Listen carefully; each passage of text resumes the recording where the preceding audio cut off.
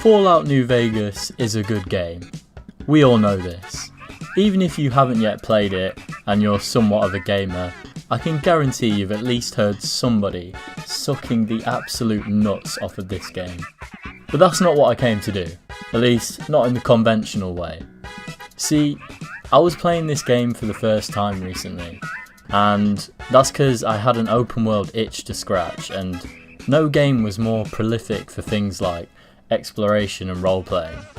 This is Bethesda's magnum opus, and also the one that they didn't actually make. All the ways you wish you could be, that's me. I was enjoying my playthrough, safe to say, but I hadn't had a reason to write my glowing Steam review of my epic hot takes yet. That was until I came across a little side quest that genuinely made me believe that this game was special. That side quest was One for My Baby.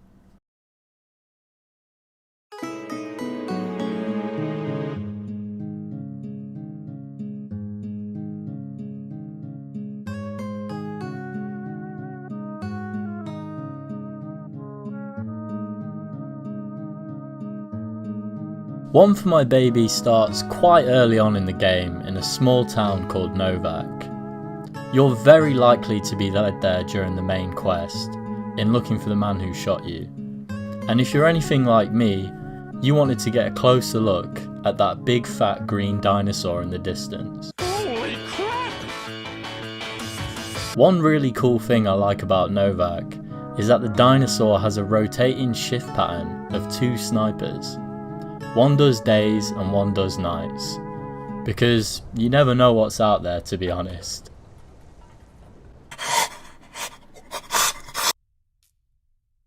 The first guy gives you a good lead in the main quest, but at this point I had pretty much forgotten all about that, because Manny Vargas wants to tell you about a little bit of gossip. Me and his wife, we didn't see eye to eye on some things. We had some pretty big arguments. One day, she turns up missing, and he hasn't said a word to me since. The sniper who runs nights, Boone, is a bit upset right now because his wife, Carla Boone, has disappeared. This is clearly a man who hasn't been exposed to Andrew Tate, because if it was my wife and she was missing, I just wouldn't be a pussy. Obviously this intrigued me because most people I know would be absolutely ecstatic if their wife suddenly disappeared. So I wait until night so I can talk to the man himself. This is where he tells you that he knows his wife is dead, and he also believes that somebody within the village of Novac is responsible for her disappearance. My wife was taken from our home by Legion slavers one night while I was on watch. They knew when to come and what route to take, and they only took Carla.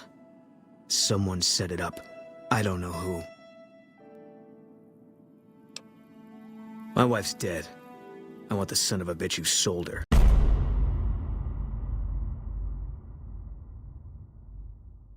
This quest is like a classical murder mystery, and when you find who you think is the perpetrator, Boone wants you to bring them out in front of the dinosaur during one of his night shifts, and put the hat on to signal the go-ahead.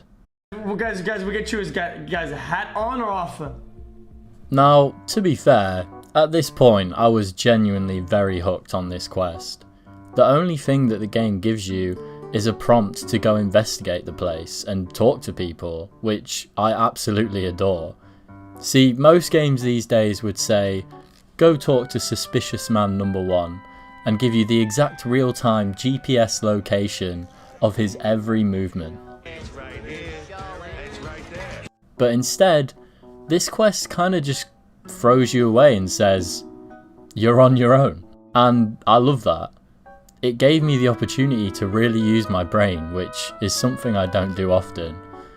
I spend the next hour or so talking to each resident of Novac, hyper-analysing everything anyone says and even investigating their rooms where I could. I remember I was playing the game simultaneously with a friend, and even they took the time to stop and watch me as I conducted my investigation. As far as the actual investigation went, I found a lot of interesting things. I almost immediately suspected Boone himself, This was because he tells you right at the start of the quest that he knows for a fact that she's dead, whereas everybody else seems to think otherwise. It was suspicious, sure, but nothing concrete. Nobody else really stood out to me as suspects. The general consensus of Boone's wife is she was a bit of a knob. She didn't really like Novac, much like the guy who woke up in a steaming mood because he lives in Birmingham. Novac. He's a fucking shithole! The motel owner, Jeannie, described her as a cactus, unwilling to let anybody into her own personal world, and everybody else just seemed to echo these words. There was also this homeless guy called Novac, which I spotted looking through the motel windows, which I found really strange. He claimed to have seen the whole thing go down at night, a group of men abducting Carla, presumably the Legion as Boone had suspected.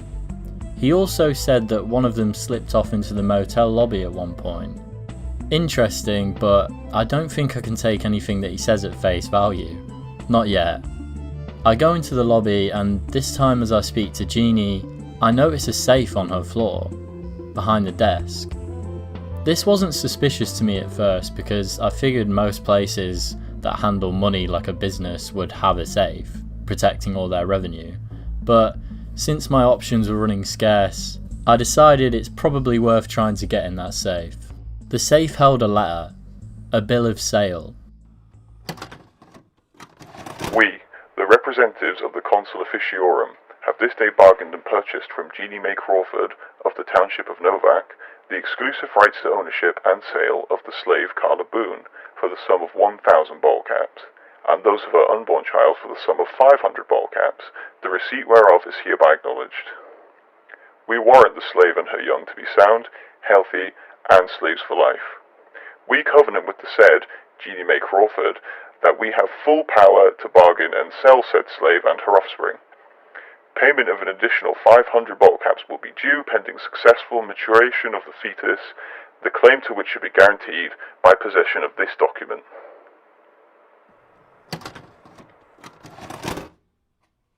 So, Jeannie had dealt with the Legion in order to sell Carla as a slave to them, including her unborn child?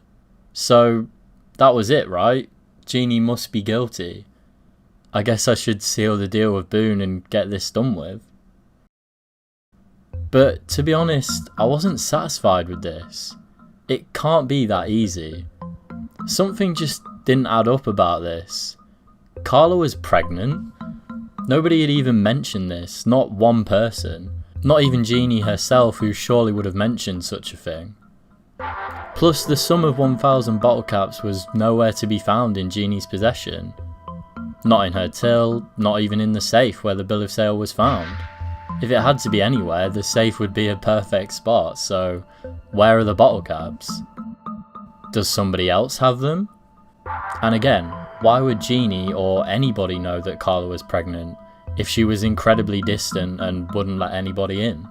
Kinda like a cactus flower. Real pretty to look at, but there was just no getting close to her. Only one person could have plausibly known this information and passed it on to the Legion, and that was Boone. Given this new information on the case, I felt like I had one more course of action to take. I waited again until midnight for Boone's shift at the Sniper's Nest, and snuck my way into his apartment.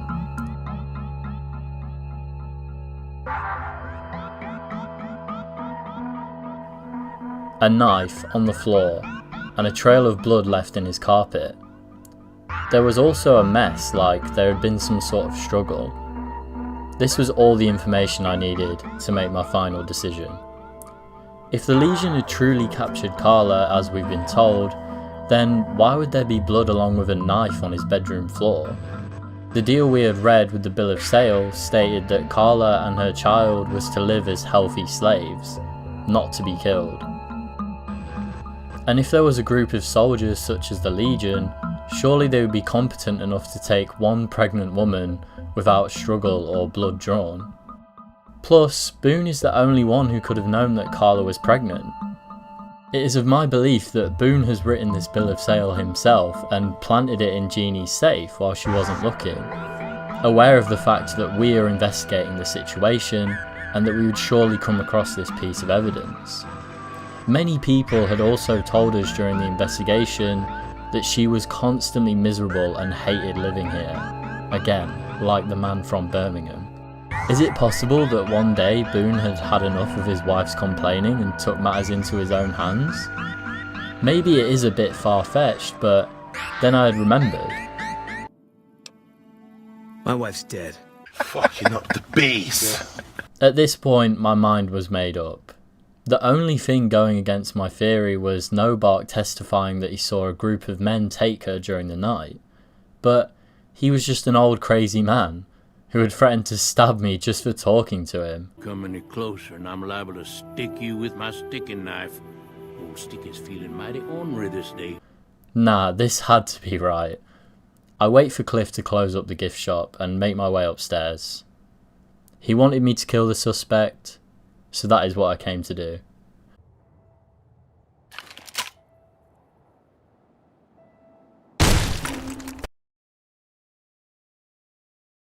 And it was done.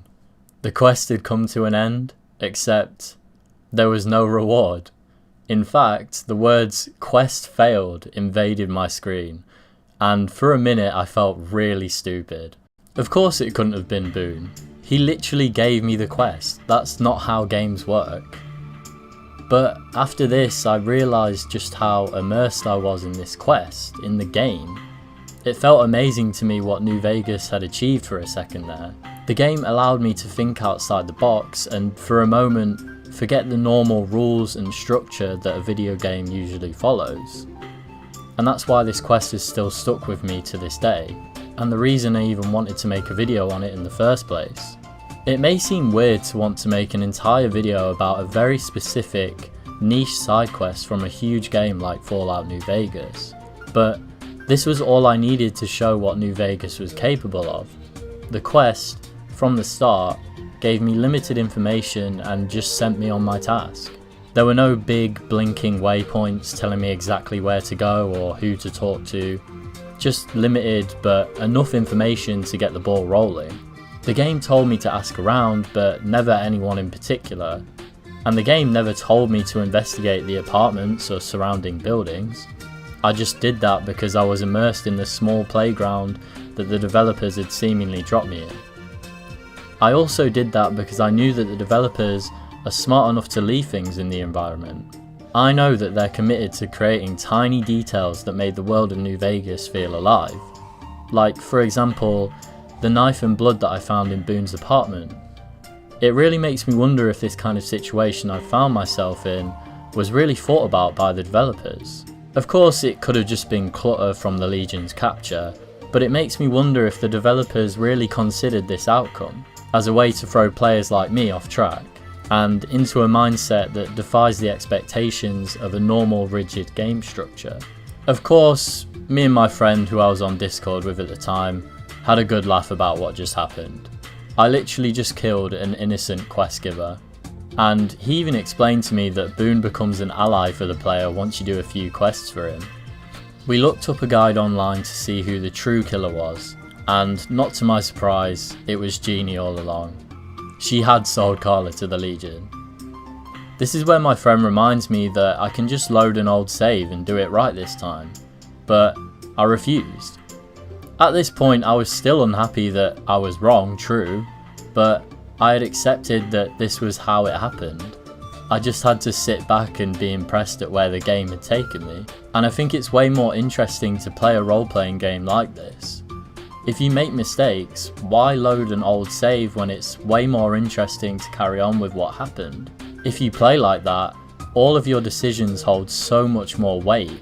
Every failure is more defeating, but every reward is more rewarding. Where is the satisfaction in completing a quest or winning an intense gunfight when you've already failed or been killed over and over again? Once I started to play role-playing games in this way, everything became more tense. The stakes were higher, and I couldn't go back to playing an RPG in any other way. I now had to face the fact that I had murdered a potential future ally, and that I had missed out on the rewards of completing the quest successfully. But it made for an interesting story and an unforgettable quest. and I'm really glad it all happened that way. After this quest, I decided it was time for me to leave Novac and see what else the Wastelands had held for me. I actually met a new ally named Raoul, who became one of my favourite characters in the game. He's a ghoul, completely void of charm, and describes himself as completely useless. I'm not much use besides being a portable encyclopedia, really. I guess you could use me as a pack Brahmin. Which is just hilarious.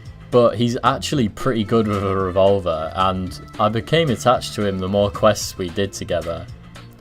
If I had Boone as an ally, I maybe never would have considered taking Raoul as a partner, and that sounds kind of lame to me.